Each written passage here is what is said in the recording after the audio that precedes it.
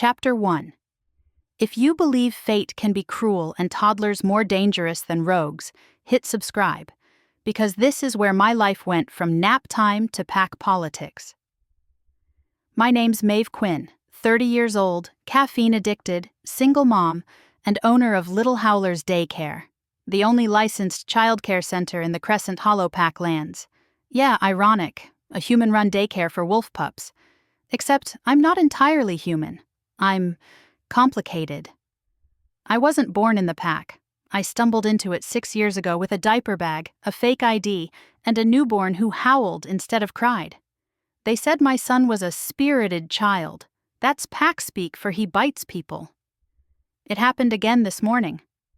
"Miss Maeve!" shouted Rene, one of my teenage helpers, racing across the playground like she was running from a ghost. "He did it again!" I sighed, dropping the juice box I'd been sipping. Which body part this time? The ear. Of course. I turned toward the chaos, tiny wolves, fur and limbs everywhere, squeals and growls mixing like a toddler mosh pit. My son Jonah stood in the center, cheeks puffed, brown curls haloed by sunlight. He looked like an angel who just mugged someone for a snack. In front of him, little Micah, future beta pup, was clutching his ear dramatically. "Jonah Quinn," I called, doing my best alpha mom voice. "What did we say about biting?" He blinked innocently. "Only when the moon's mean." I pinched the bridge of my nose. "And is the moon mean right now?" He tilted his head toward the sky like he could feel it. A little. That's when I smelled him. No, not Jonah. Him. The scent rolled in like thunder through pine. Musk, smoke, dominance. The kind of aura that makes every shifter instinct bow or bolt. Every adult wolf on the playground froze mid-motion. The pups went silent. Even Jonah's wolf, or whatever wild thing lived under his skin, stilled. I turned slowly toward the gate. He stood there, tall, broad-shouldered, wearing a leather jacket that did nothing to hide the strength underneath. Cassian Blackwell, the Alpha of Crescent Hollow. The man whose word shaped the laws that kept me, technically an outsider, alive. Rumor said his wolf didn't like children. Rumor also said he'd killed the last rogue who crossed him with his bare hands. Great. Exactly the kind of guy you want walking into your daycare full of toddlers with juice boxes. He scanned the yard, eyes a stormy gray that caught and reflected the afternoon light like steel catching moonlight. Who's responsible for the biting incident? All fingers pointed at Jonah. My son, traitor that he is, grinned and waved his juice box like a white flag. "I see." The Alpha's voice dropped to that low rumble that made my stomach flutter, and my fight-or-flight instincts have a nervous breakdown. He stepped closer. The air thickened. His wolf, usually felt as a kind of pressure or hum by nearby shifters, suddenly went silent, like it was listening. Cassian's gaze shifted from Jonah to me, and for the briefest, strangest second, he looked afraid. "Who's his father?" The question sliced through the silence like a claw. I straightened my spine. "That's private." His jaw clenched. "In my territory, nothing concerning a pup with uncontrolled instincts is private." "He's fine," I said, forcing calm. "He just gets overexcited during Moon Week." Cassian crouched, meeting Jonah's curious stare. Then, he froze. I swear I saw the pulse jump at his throat. His pupils flared, wolf-black swallowing gray. He inhaled sharply, then exhaled like he'd been punched. "Alpha?" one of his guards murmured. Cassian ignored him. His voice was hoarse when he said, "What's your name, little one?" "Jonah." A pause. Then softly, "Jonah." "What?" Jonah squinted at him, then proudly announced, "Jonah Quinn." "My mom says we don't need anyone else." The Alpha's knuckles whitened against his knees. His gaze flicked to me. "Quinn." His voice carried that deep rumble of suppressed instinct. "You're not from this pack." "No, sir." "And yet your son is enrolled, licensed, vaccinated, and paying taxes," I said sweetly. "So unless you're here for nap time, Alpha, Maybe we can table the interrogation until I've cleaned up the playground blood." His eyes flashed. Annoyance or amusement, I couldn't tell. But his wolf was still silent. Too silent. I'd heard rumors about mates, about how an alpha's wolf reacts when it recognizes its own. But this wasn't recognition. This was confusion, shock. Like his wolf had just seen a ghost. When he finally stood, the air seemed to crackle. He took one step closer, voice low. "I'll be back, Maeve Quinn." "For another inspection?" I asked dryly. "For answers." He turned and left, the scent of pine and storm trailing after him. Jonah tugged my sleeve. "Mommy, why did the big wolf look at me like that?" I swallowed. "Because he's confused, baby." Jonah frowned thoughtfully. "Maybe he wants my juice box." I laughed despite myself, ruffling his hair. "Yeah, honey." Maybe that's all he wants. But that night, when Jonah whimpered in his sleep and the moonlight flickered silver across his tiny fangs, I caught the faintest echo of a growl in the distance, deep, calling, claiming, and realized Cassian Blackwell's confusion wasn't the only thing growing. Would you forgive fate if it showed up wearing a leather jacket and a temper? Comment below. And if you think one juice box can start a destiny, subscribe for the next chapter. Things are about to get wild. Chapter 2. You know that feeling when you're trying to keep your life together with tape, caffeine, and mild denial. Then fate knocks on your door looking 6'4" and annoyingly intense? Yeah. That was my Tuesday. It started with the grocery run from hell. Jonah and I were in the produce aisle, arguing over apples. He wanted the red ones. I wanted the ones that weren't $6.99 a pound. Somewhere between the Granny Smiths and my sanity, I realized every wolf in the store had gone quiet. Then came that scent again. I didn't have to turn around. The air itself went electric. "Maeve Quinn," said the voice behind me, deep enough to rattle the price tags. "We need to talk." I spun, clutching my basket like it was a weapon. "Alpha Blackwell," I said with the fakest smile I could muster. "Shopping for snacks or souls today?" He didn't answer, just looked at Jonah, who was currently trying to fit an entire apple in his mouth. "Your pup," Cassian said, stepping closer. "He has control issues. He's 5. 5-year-old wolves don't bite ears off or trigger dominance reactions in full-blood alphas."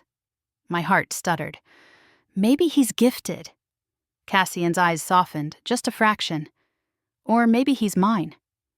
The apple slipped from Jonah's hands. My pulse did something illegal. "Excuse me?" I said. "Did you just—" He leaned closer, voice barely a growl. "His scent reacts to mine." My wolf went silent around him, Maeve. "That doesn't happen unless—" "Unless what? You think my son is your reincarnated ancestor or something?" Cassian's jaw tightened. "Unless he's of my blood." I laughed. I couldn't help it. It came out too loud, too brittle. "Oh, right. Of course, my ex was totally an alpha king in disguise. Maybe I just misplaced the part where I slept with you, Cassian." The older wolf shopping behind us coughed and shuffled away, pretending not to listen. Cassian didn't flinch. "Who is his father, Maeve?" My throat closed. "Someone gone." His gaze flicked, briefly, painfully, to Jonah again. Jonah looked up at him, curious, unafraid. Then, as if on cue, handed him a crushed juice box. "For you, Mr. Wolf." Cassian blinked. I swear the man didn't know what to do with a child's kindness. His hand hovered like the box might explode. Then slowly he took it. Jonah grinned. "Now we're friends." "Friends," Cassian echoed softly, eyes flicking to me again. "We'll see about that." That night, I found claw marks on my front porch. They weren't deep, just 3 long scratches carved into the wood near the door. A warning or a claim.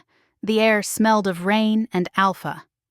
I locked the door, double-checked the window latches, and told myself Cassian Blackwell wasn't the kind of man who'd stalk a daycare owner and her son. But my wolf, or whatever weird half-breed intuition I had, didn't believe me. The next day he showed up again, in my driveway, in daylight, in a suit. You know, most people call before dropping by, I said, wiping paint off my hands. I'd been fixing the Little Howlers sign Jonah had knocked over with his tricycle. I'm not most people, Cassian said, looking entirely too large for my picket fence. And this isn't a social visit. I crossed my arms. Should I alert my lawyer or my therapist? His lips twitched. Whichever one deals with denial. Cute. He stepped closer, the scent of pine and storm curling around me. Maeve, I'm trying to protect you. From what? Juice box shortages? He exhaled, frustrated. You're hiding something. I can feel it. I'm hiding exhaustion and bad hair days. Anything else is your imagination. Jonah burst out the door just then, wearing a towel as a cape. Mom, look, I'm Superwolf. Cassian's head turned, eyes softening instantly. The change was startling. The alpha who terrified grown men was suddenly gentle. Hey, pup, he said, crouching to Jonah's level.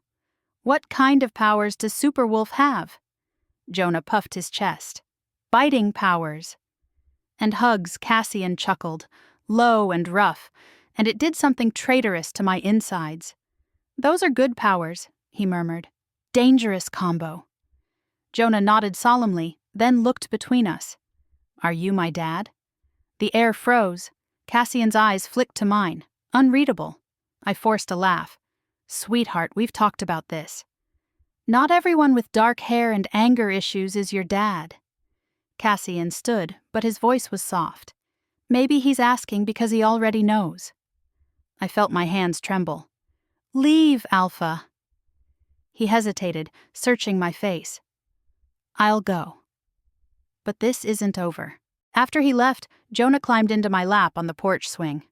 Mom? Yeah, baby? Why does he smell like me? My breath hitched. You think he smells like you? Jonah nodded, yawning. Like thunder and home. I pressed a kiss to his hair. You've got quite the imagination, kiddo. But as I rocked him to sleep, I couldn't stop thinking about Cassian's words, about his wolf going silent, about the way Jonah's eyes glowed silver in moonlight, just like the alpha's. And the memory I tried hardest to bury. A night years ago, a full moon, and a stranger with storm-gray eyes who saved me from a rogue attack before disappearing into the trees.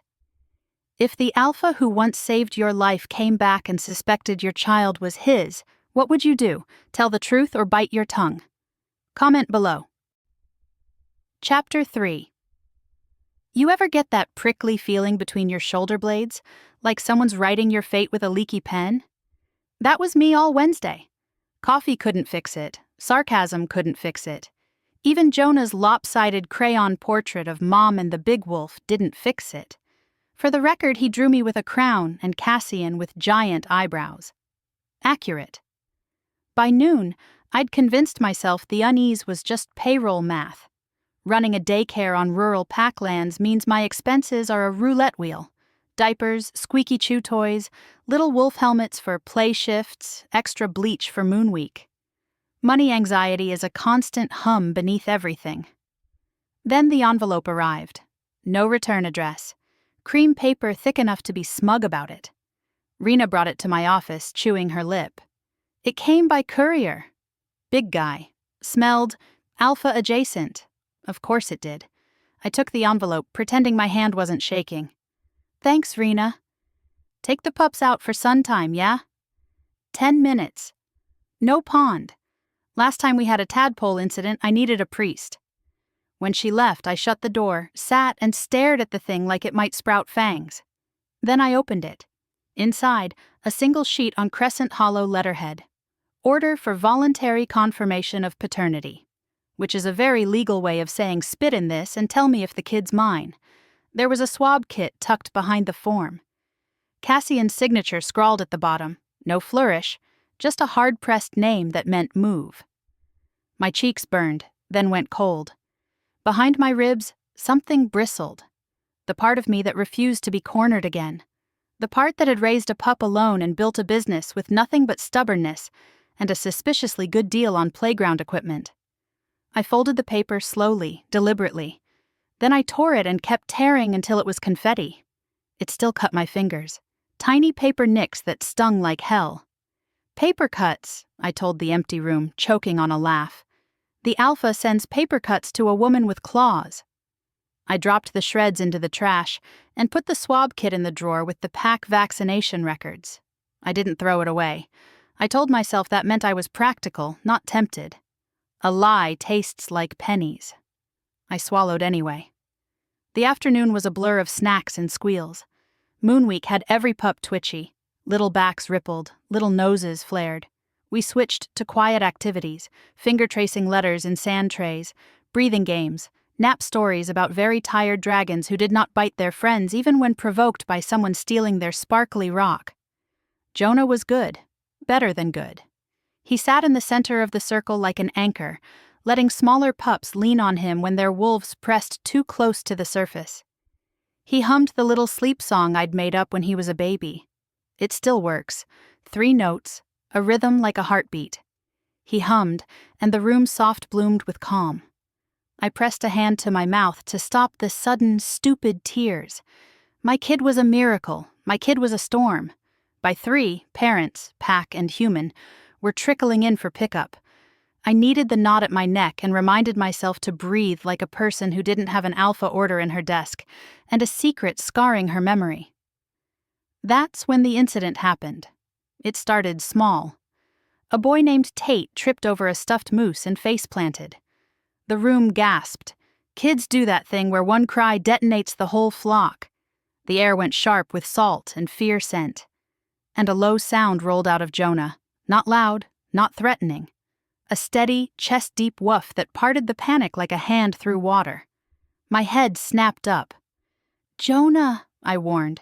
He didn't look at me. He went to Tate, put his small palm over the boy's heart, and hummed the 3-note lullaby again. The sound wasn't just in the air. It shivered in my bones, in the table legs, in the light fixtures.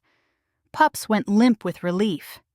Humans blinked like someone had pulled a warm blanket over their brains. Tate hiccuped and stopped crying, and Jonah's eyes, brown gold like caramel most days, filmed briefly with a mercury shine. "Okay," I said lightly, trying not to panic. "Superwolf, dial it back." Jonah's lashes fluttered. The silver receded. He looked at me and smiled, a little sheepish, a little proud. "Helped." "You did," I said too softly. "You did, baby." That's when I felt another hum. A bigger one. A presence at the door that reached into the room and tugged every instinct into line. Cassian Blackwell leaned against my doorframe like sin in daylight, suit jacket open, tie loose, eyes already tracking my son. He hadn't announced himself. He didn't need to. Wolves feel their weather arriving. The parents near him went very still. One mother tried to smooth her hair and failed. A father cleared his throat 3 times. "Alpha," I said, flat, civil, "fight me and I'll smile while I do it." "Maeve," he said, voice even, gaze moving from Jonah to me and back again. "A word?" I stepped into the hallway and shut the door carefully. Then I folded my arms and leaned against the opposite wall like I owned the building, which I did. "If this is about your very polite paperwork, consider this my RSVP, not attending." His mouth twitched. "You got it. Congratulations on learning how mail works." "Congratulations on a pup who can calm a room with a breath," he said, calm. "That's not typical. Not for his age, not for any age. He's gifted." "He's mine," Cassian said, quiet enough that the fluorescent lights buzzed louder than his voice. I stared. "You just keep saying that like repetition is a spell." "It's not," he said. "But certain truths are gravitational. You can orbit denial as long as you like. You'll burn eventually." "Poetical," I said, heat rising. "Did you bring me out here to recite astronomy or to push again?" He reached into his jacket and pulled out a bandana. Not the delicate letterhead and swab. A bandana. Navy blue, frayed at the corners, creased like it lived in his pocket. He held it out. I didn't take it. "Smell it," he said. "I'm not a hound." "You're a mother." Something not gentle but not cruel either moved through his tone. Smell it." The bandana was clean but old-scented. Pine resin, smoke, a thread of cold river. And beneath that, God help me, a warm note I knew from my son's hair after he played outside. I didn't breathe deep. I didn't have to. The memory slammed me so hard my knees forgot their job. A night 5 years ago. Moon fat and bruised. Me on the side of a rural road with a diaper bag and a broken phone. The roar of a rogue in the ditch. The flash of gray eyes in the trees. A man stepping between me and death as if it bored him. The fight quick and brutal, fur and blood and teeth. And after, the stranger's hands shaking as he pressed that bandana to my split lip and said, "You're safe." Like a vow. I'd filed that night away as myth. I'd kept it there with the other impossible things that were somehow true. A baby born too strong, a howl that raised my hair as if in greeting, a world that bent around a boy it refused to break. I swallowed. "Why do you have that?" "Because it's mine," he said simply. "Because I was there. Because the scent on that cloth is on your son. You're saying you saved me. I'm saying I failed you." His eyes were flint. "I should have taken you in. I should have recognized what my wolf recognized that night. I didn't. That's on me. You expect me to thank you for admitting delayed responsibilities?" "I expect you to let me do the right thing now," I laughed, sharp. "The right thing according to you is a lab test and a claim, and my life arranged in neat lines along your borders." No, something cold flashed across his face. Not anger, pain. He took a breath, smoothed it away. "Alphas are good at masks. The best ones hate them." "Then another way," he said. "No lawyers, no doctor, no pressure." He gestured through the little office window where Jonah was now solemnly handing out nap mats like a tiny foreman. "Let me prove what I am to him.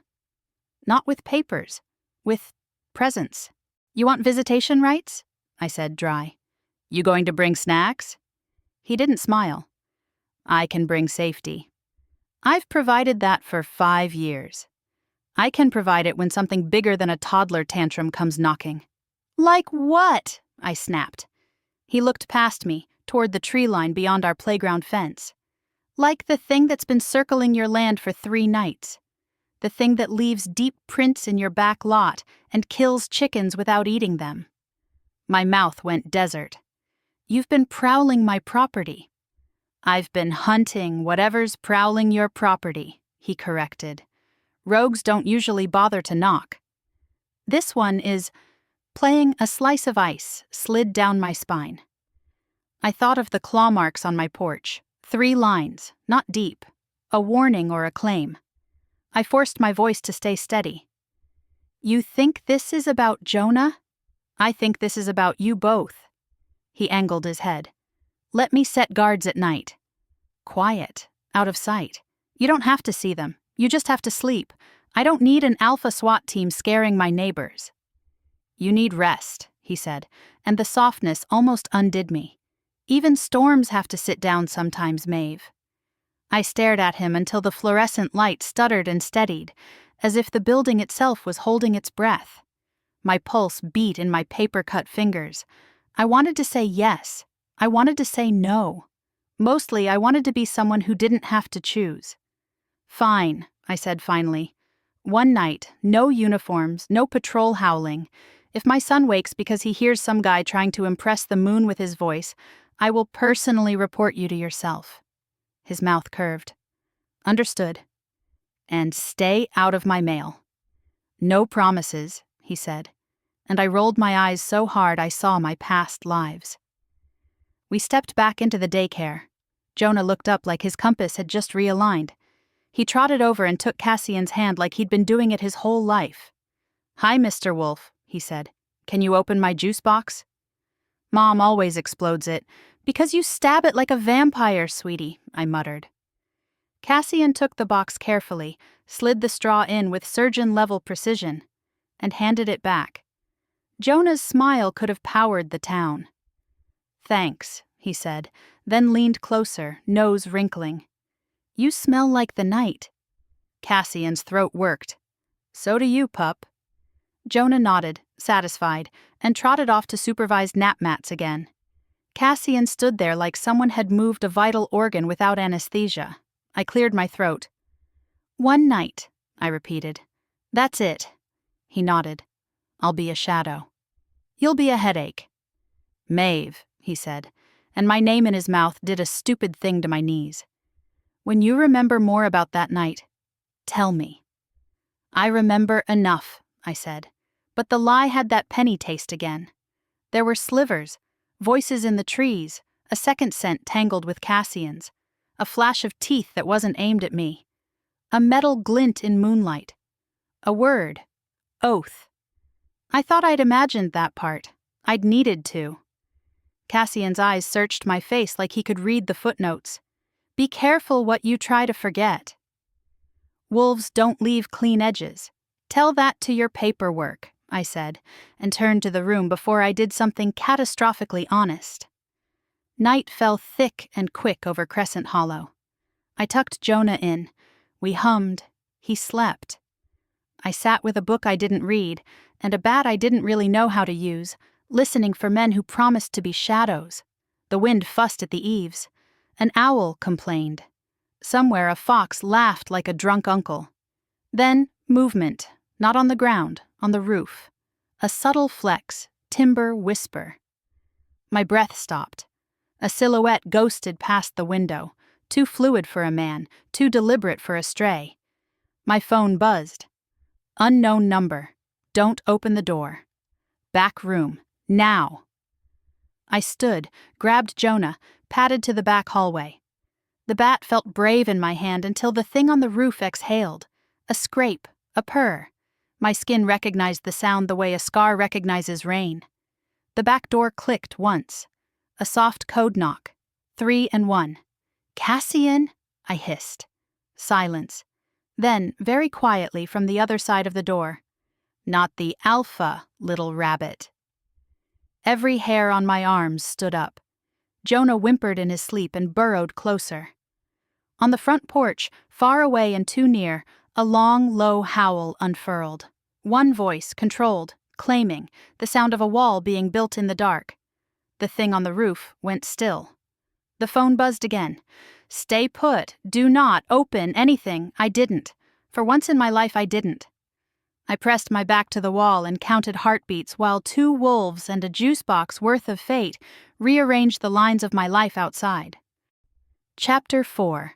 If terror had a flavor, it would taste like copper and apple juice. That's what was in the air when I crept from the back room. Jonah limp in my arms, his breath warm against my neck, the phone still glowing with Cassian's last text. "Stay put." Yeah, I'm not great at following instructions. Never have been. Especially not from alphas who think stay is a suggestion. The house was quiet now, too quiet. Even the crickets had filed for early retirement. The only sound was the low hum of the refrigerator and the faint thud of my pulse in my ears. "Mommy?" Jonah mumbled. "Shh, baby." "It's okay." He blinked sleepily. "Is Mr. Wolf here?" "I think so," I whispered, and he brought company. I peeked through the window. The yard looked normal. Moonlight draped over the fence, the swing set swaying a little in the breeze. But on the far edge, just past the sandbox, a shadow moved wrong. Cassian stepped into view first. Tall, bare-armed, eyes catching the light like storm glass. And he wasn't alone. 2 enforcers flanked him, both in partial shift, claws out and nerves fraying. Something unseen circled them. I could feel it, like static crackling along my skin, setting my teeth on edge. The air reverberated. Jonah stirred, his little wolf reacting instinctively. He whispered against my shoulder, "It's the bad thing, Mommy." The one that's been looking at our house, every instinct screamed to hide. Every motherly nerve said run.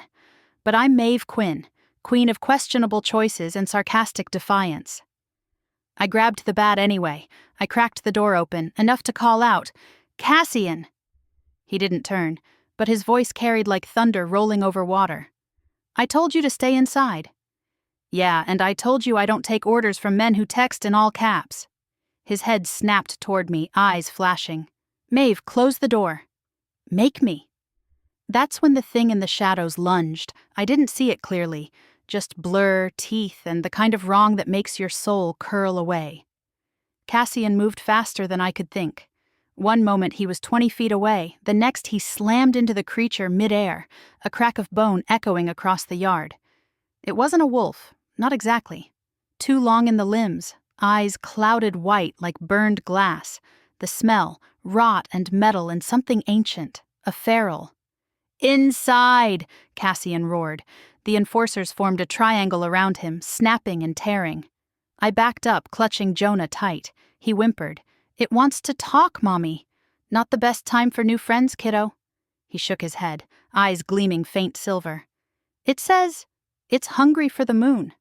What does that even... The creature shrieked, an unholy sound, and Cassian's answering growl made the window panes tremble. The fight was brutal and short. When it was done, there was nothing left but steam and silence. Cassian's breathing was ragged as he wiped blood from his mouth. His wolf hovered close to the surface, eyes black, teeth barely human. But when his gaze found Jonah, the fury drained like someone pulled the plug. Maeve, he rasped, are you hurt? Define hurt. He half laughed, half growled. You should have stayed inside. You should have led with feral infestation, not friendly neighborhood patrol. Your humor is exhausting. Good. Keeps the monsters guessing, he stepped closer. I wanted to step back, but his scent, pine and rain and safety, froze me. Jonah peeked from behind my shoulder, clutching his juice box like a shield. Cassian crouched. You all right, little wolf? Jonah nodded solemnly. It wanted to talk to you too. Said your moon was broken, Cassian stilled. What? That's what it said, Jonah insisted. Then it got loud. The Alpha's eyes went distant, unfocused, like someone whispering in his mind. Broken moon, he murmured. That's old language. Pre-pack translation? I asked. He looked at me, voice low. It means curse. After the cleanup, because apparently even supernatural horror scenes need cleanup crews, Cassian refused to leave. I'll stay on the porch, he said, dragging a chair into position. Just in case. I crossed my arms. You planning to glare at raccoons till dawn? If it keeps you breathing, yes. Don't you have an empire to run? He shrugged. They can manage without me for one night. You can't. It was annoyingly sweet and terrifyingly intimate. So I did what any emotionally constipated woman would do. I made tea. He didn't drink it, just stared into the cup like it held answers. Why does he say things like that? He asked finally. About the moon. About hunger. Jonah's intuitive. Intuitive, Cassian repeated. Or connected. Connected how? He hesitated, then met my eyes. You said he howls in his sleep. Yes. When I heard it last full moon, my wolf answered. Without my permission, I blinked. That sounds like a personal problem. Maeve. His tone softened. Our wolves share language. If he's calling mine, he's mine. There it was again, that word, heavy as iron, mine. I wanted to laugh, to push back, but my mind kept replaying the night he saved me. The glow in his eyes, the scar on his wrist, the blood that mingled with mine when he pressed that bandana to my lip. You're sure? I asked quietly. Cassian nodded. Wolves don't fake resonance. People do. He smiled, small and sad. True. But wolves don't. Jonah padded into the kitchen, sleep-tousled, dragging his blanket. He climbed into Cassian's lap like it was the most natural thing in the world. The Alpha froze, every muscle locking. Then slowly, tentatively, he wrapped an arm around him. Jonah leaned back against his chest, content. You smell like thunder again. Cassian's eyes closed for a heartbeat. That's good, right? Jonah nodded. Thunder keeps the bad things away. My throat tightened. Watching them was like watching two puzzle pieces that didn't know they fit until now. I cleared my throat. Okay, bedtime, Super Wolf. We survived the monster. We celebrate by sleeping. Jonah giggled, but let Cassian carry him back to his room. He tucked him in with surprising gentleness for a man whose hands had just ripped a feral apart. When he came back, he lingered at the doorway. He called me Thunder. Don't let it go to your head. Cassian's mouth curved. Too late. After he left, finally, reluctantly, I stood by the window watching his taillights fade into the woods. The night felt emptier without that steady hum of his presence, which was ridiculous. I barely knew him. Right? Then Jonah stirred in the next room, whispering in his sleep. At first I thought it was gibberish. Then I caught the words, Alpha, blood, oath. My heart stopped, because oath wasn't just a word. It was the name of the pack Cassian's father had destroyed years ago, the one blamed for the feral curse. I sank onto the couch, head spinning. Maybe fate wasn't cruel. Maybe it was meticulous. Maybe it was circling back for unfinished business. Either way, the pieces were aligning, and somehow my little boy was right in the middle. Chapter 5. By sunrise, the entire pack knew an alpha had spent the night on my porch. Small towns are like that. News travels faster than fleas on a husky. By noon, whispers were blooming like weeds. Maeve Quinn's sleeping with the alpha. Her kid's his bastard. She's human. No wolf would keep her. It would have been funny if it didn't sting so much. I was still sweeping glitter and cracker crumbs when Rene burst in. Maeve, the council called. They want you and Jonah at the lodge in an hour. I froze mid-sweep. What? They said it's mandatory. Alpha business. Oh, great, I muttered. Alpha business and juice boxes, my two least favorite things. The lodge sat at the heart of Crescent Hollow, a sprawling log building that smelled like cedar and politics. Cassian was already there, standing in front of the semicircle of elders, calm as a glacier. His gray eyes flicked to me as we entered, and softened just slightly. I didn't know if I wanted to punch him or hide behind him. The head elder, an ancient woman named Moria Vale, tilted her head. Maeve Quinn. You were asked here because there are questions, story of my life, I said. Her lips twitched, almost amused. It seems your child has drawn interest. Jonah was sitting cross-legged on the floor, building a block tower, totally oblivious to the heavy stares circling him.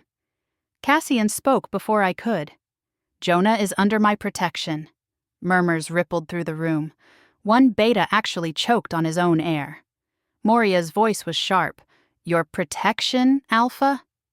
Or your claim? Cassian's jaw tightened. I don't make claims without cause. Then explain the cause, she said. Why does your wolf go silent around the boy? Cassian met her gaze. Because he's blood. The room erupted. Growls, protests, disbelief. Someone shouted, the boy's scent doesn't match any registered lineage. Another, she's human-born. This is impossible. I felt my spine stiffen. Excuse me, I'm right here. And I've had just about enough of this pack-wide episode of Maury Shifter Edition. Moria raised a hand for silence, eyes like winter frost. Maeve, tell us the truth. Who is Jonah's father? I swallowed. My mouth felt dry as chalk. I don't know his name, I said finally. I was attacked 6 years ago by rogues. Some wolf, saved me. I never saw his face. Just gray eyes in the dark. Then he was gone. The elders exchanged wary glances. Cassian's voice was low. It was me. Silence. Pure, shocked silence. I turned slowly. What? He didn't look at me, just stared at the council. I found her the night the rogues crossed into Hollowlands. I fought one off before it reached her. I was wounded. I don't remember everything that happened after, but my wolf remembers her scent. That's convenient, I muttered. He looked at me then, eyes dark. It's the truth, Maeve. I would never lie about this, Moria leaned forward. Alpha Blackwell, if what you say is true, then this child is a bridge. Between packs, between worlds, the feral you fought last night wasn't random. It's drawn to his bloodline. Cassian's expression hardened. Then it wants me too. The air shifted, Jonah's block tower collapsed, and he looked up, eyes faintly silver again. "They're talking mean," he whispered to me. "I know, honey." I knelt beside him, smoothing his hair. "We're almost done here." "Mommy," he said softly, "I hear the bad one again." Cassian turned sharply. "Where?" Jonah pointed to the rafters. Everyone followed his finger. And then the smell hit. Rot, wet fur, old blood. A snarl cracked through the hall like a whip. From the beams above, a feral dropped. Gray skin, empty eyes, claws glinting. Chaos erupted. Cassian moved first. One swipe of his arm, and the thing hit the floor. Two betas shifted midair, claws and teeth flashing. The council scrambled backward, shouting orders. I shoved Jonah behind me. "Stay down!" Cassian's voice was a command and a prayer all at once. "Get them out!" I grabbed Jonah's hand and bolted toward the exit until the feral's head snapped toward us. It lunged. Cassian intercepted it, but not before its claws grazed my shoulder. The pain was instant and deep, burning like liquid silver. He roared, a sound that made the whole lodge shake, and ripped the creature apart with his bare hands. By the time it hit the ground, I was on my knees, gasping. Cassian was there in a blink, crouching in front of me. "Maeve, I'm fine," I lied through gritted teeth. "You're not." He pressed his hand over the wound, his energy seeping into me like heat. "It's venom. Let me—" I jerked away. "Don't you dare bite me in front of your entire council." Despite the blood, his lips twitched. "I wasn't going to bite you. I was going to heal you. Same difference, Maeve." His tone softened. "Please." The pain was crawling up my neck now, fire licking under my skin. I nodded once. "Fine. Do it." He pressed his palm to the wound again, murmured something low in the old language. Heat flooded through me, fierce and wild, threaded with his scent. The venom retreated, and for one dizzy heartbeat, our wolves, his and mine, brushed. I saw flashes, a forest drenched in moonlight, a broken oath, a promise sealed in blood. Cassian kneeling beside me that night 6 years ago, whispering, "You're safe." When I blinked, we were back in the lodge. He was still holding me, breathing hard. The elders were staring, their expressions a mix of shock and something dangerously close to awe. Moria finally spoke. "It seems fate has already made its decision." Cassian's voice was hoarse. "So has mine." He helped me up, one arm steady around my waist. "She and the boy are under my protection now. Anyone who objects can meet me outside." No one moved, not one wolf dared. Outside, as the night wind cooled the burning mark on my shoulder, I turned to him. "You just declared me and Jonah part of your pack in front of the council." "Yes."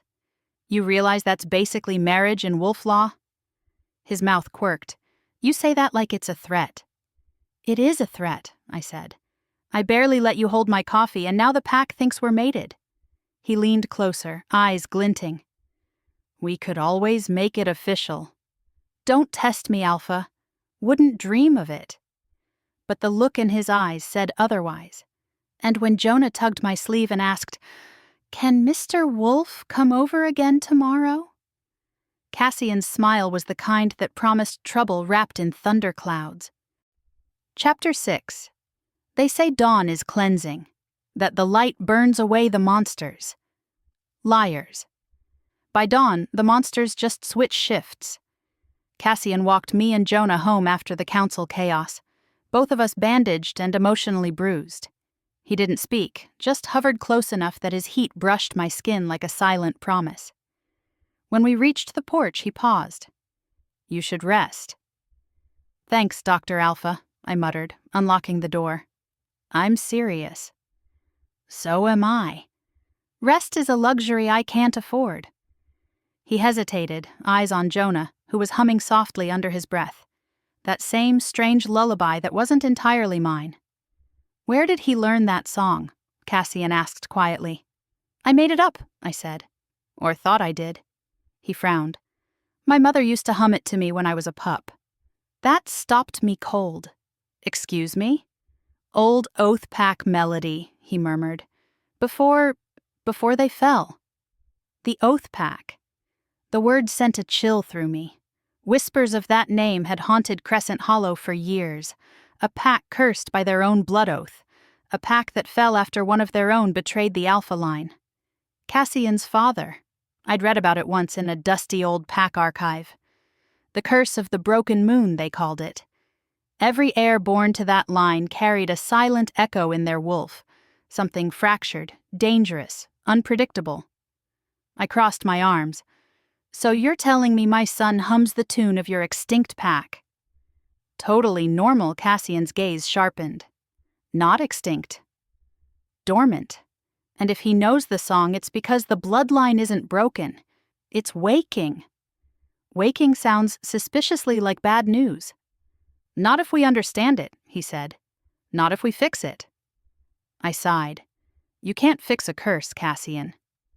He looked at me, and something raw flickered behind the alpha calm. You can, if it's tied to love. Okay, Disney Wolf, I said dryly. That's the most dramatic thing anyone's ever said to me before breakfast. That afternoon, the pack healers insisted on a medical check for Jonah. Cassian stood by the door, arms crossed, radiating protectiveness like a furnace. Jonah giggled as the healer, a sweet old wolf named Brenna, checked his pulse. Tickles, he said. Brenna smiled. Strong heart. Maybe too strong, Cassian tensed. What does that mean? Brenna hesitated, then turned the monitor toward us. Listen. The faint rhythmic sound filled the room, a steady thump-thump-thump. But layered beneath it, slower and deeper, came a second pulse, sinking, adjusting. Cassian's eyes widened. That's your heartbeat, Brenna finished softly, resonating through his aura. Jonah looked at both of us, blinking.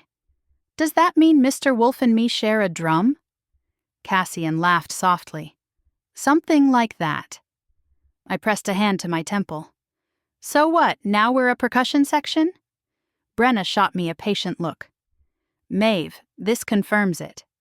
Whatever curse followed the oath line, your child has rewritten it. His wolf doesn't echo the curse. It anchors it. It healed what was broken. Cassian's voice turned hoarse. He healed me.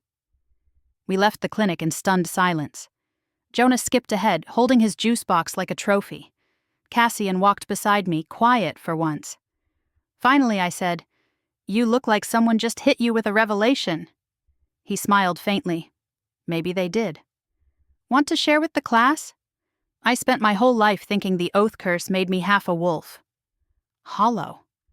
My father believed strength came from fear, not from connection. He was wrong, I raised a brow. And now you're quoting therapy slogans, he chuckled. Maybe I learned something from you, too. Yeah? Like what? That sarcasm is a coping mechanism. I elbowed him lightly. And yet somehow it works. That evening, the sky turned bruised purple, and the air buzzed like a storm waiting to break. Jonah was inside coloring wolves with glitter glue, blissfully unaware of how fragile my heartbeat had become. Cassian stood on the porch, watching the tree line. It's not over, he said quietly. Because the rogues are back? He shook his head. Because the oath bond isn't finished. I joined him, crossing my arms against the wind. Meaning what? He turned toward me. When the curse broke, something else awoke with it.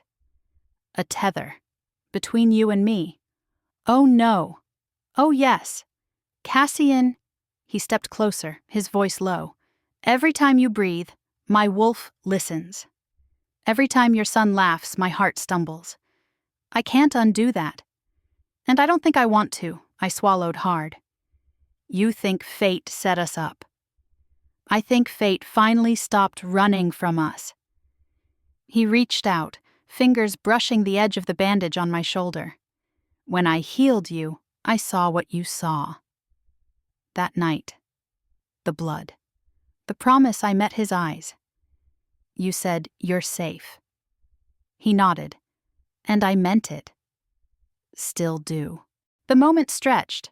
Quiet, fragile, charged. The world seemed to hold its breath. Then a small voice broke it. "Mommy," Jonah called from the doorway. "Can Mr. Wolf stay for dinner? He opened my juice box again." I snorted. "Well, he is useful." Cassian grinned. That sounded dangerously close to a yes. "Don't push your luck, Alpha." But I let him in. Dinner was chaotic. Mac and cheese, spilled juice, laughter that didn't sound nervous anymore. Cassian actually smiled, genuinely, the kind that softened his entire face. Jonah declared him Alpha Thunder and demanded bedtime stories. When Cassian's deep voice filled the little house, the walls seemed warmer.